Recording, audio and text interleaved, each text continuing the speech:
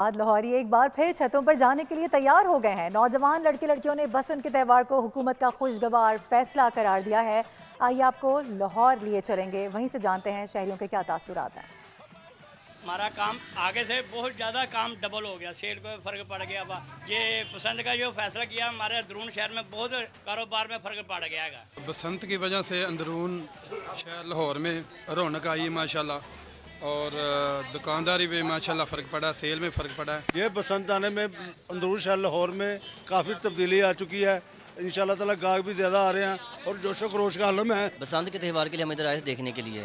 यहाँ आकर बहुत मज़ा आया। ऐसे त्यौहार दोबारा होने चाहिए, बार बार होने चाहिए ऐसे त्यौहार। तो बच्चों को लेकर निकले हुए हैं यहाँ पे हम बसंत के सिलसिले में एंजॉय करने के लिए। यहाँ ये बड़ा ट्रेडिशनल खाना है फगू बाट का, तो बच्चों को लेकर निकले, एंजॉय कर रहे हैं, बड़ा मज़ा आ रहा है। बसंत का मौका हो और खुसूसी इंतजामात ना हो, ये कैसे हो?